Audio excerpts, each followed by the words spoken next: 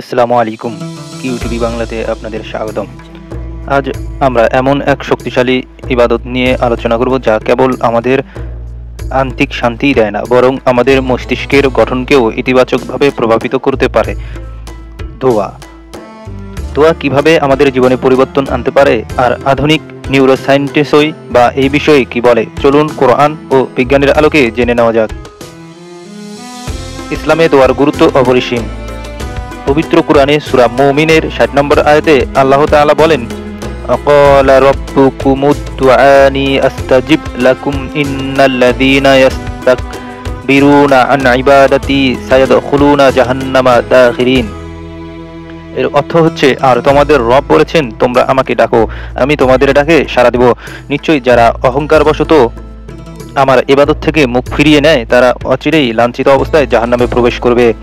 এই আয়াতটি ব্যাখ্যা করে যে দোয়া একটি স্বতন্ত্র ও গুরুত্বপূর্ণ ইবাদত। আল্লাহ তাআলার ৯৯টি নামের মধ্যে একটি হলো আল মুজিব, যার অর্থ উত্তরদাতা। আল্লাহ তাআলা আমাদের কতটা কাছে তা সূরা বাকারার ১৮৬ নম্বর আয়াতে স্পষ্ট করে দিয়ে বলেছেন, ওয়াইদা সাআলাকা ইবাদি আন্নী ফাইন্নী করিব উজিবু দাওয়াতাদ দাঈ ইযা দাআন ফালইস্তাজিবু লি ওয়াল ইউমিনু বিহি লাআল্লাহুম ইয়ারশুদুন। এর অর্থ হচ্ছে, আর যখন আমার বান্দারা আমার সম্পর্কে তোমাকে জিজ্ঞাসা করে, তখন তাদের বলো যে আমি তো কাছে আছি, আমি আহ্বানকারীর ডাকে সাড়া দিই যখন সে আমাকে ডাকে। সুতরাং তারা যেন আমার ডাকে সাড়া দেয় এবং আমার প্রতি বিশ্বাস স্থাপন করে, যাতে তারা সঠিক পথে পরিচালিত হয়। এই আয়াতটি আল্লাহর নৈকট্য এবং দোয়ার তাৎক্ষণিক সাড়ার উপর জোর দেয়। দোয়া কিভাবে আমাদের মস্তিষ্কের গঠনকে প্রভাবিত করে, আধুনিক বিজ্ঞানী কি বলে?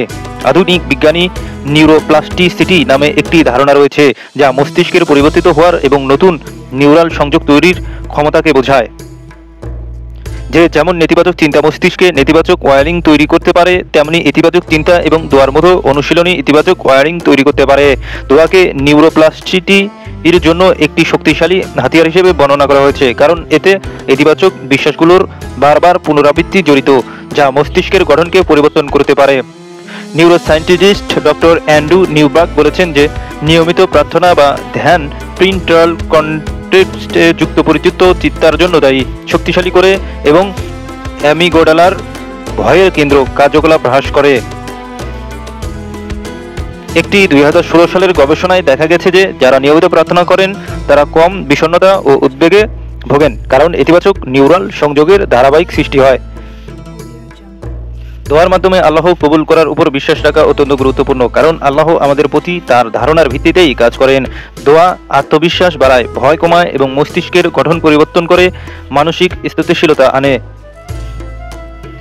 নিউরোপ্লাস্টিসিটির মাধ্যমে দোয়ার কার্যকর ব্যবহারের জন্য ৩টি ধাপের পরামর্শ দেয়।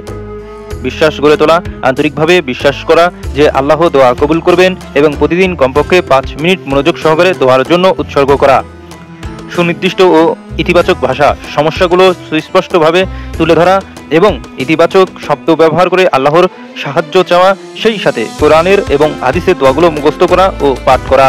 দোয়াকে অভ্যাসে পরিণত করা, দোয়ার জন্য একটি রুটিন তৈরি করা, যেমন ফজরের পর বা ঘুমানোর আগে। বিজ্ঞানীরা পরামর্শ দেন যে ৩ সপ্তাহ ২১ দিন ধরে নিয়মিত প্রার্থনা মস্তিষ্কে নিউরোপ্লাস্টিক পরিবর্তন আনতে পারে।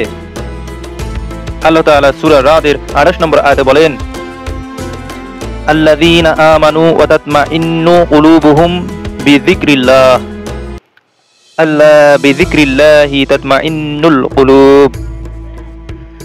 যারা ঈমান এনেছে এবং যাদের অন্তর আল্লাহর স্মরণে প্রশান্ত হয়, জেনে রেখো আল্লাহর স্মরণ দ্বারাই অন্তর সমূহ প্রশান্ত হয়। এবং সূরা তালাকের ৩ নম্বর আয়াতে আল্লাহ বলেন, ওমান ইয়াতাওয়াক্কাল আলাল্লাহি ফাহুয়া হাসবুহ। এর অর্থ হচ্ছে, আর যে আল্লাহর উপর ভরসা করে তার জন্যই তিনিই যথেষ্ট।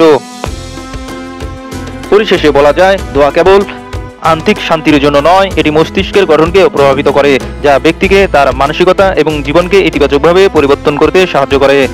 দোয়া আল্লাহর সাথে আমাদের সংযোগের এক শক্তিশালী মাধ্যম। এটি আমাদের বিশ্বাসকে সুদূর করে, মানসিক প্রশান্তি আনে এবং বৈজ্ঞানিকভাবেও আমাদের মস্তিষ্কের ইতিবাচক পরিবর্তনে সহায়তা করে। দর্শক, এই ছিল আমাদের আজকের বিশেষ প্রতিবেদন। কিউটিভি বাংলার সাথে থাকার জন্য আপনাদের সবাইকে ধন্যবাদ। আল্লাহ হাফেজ।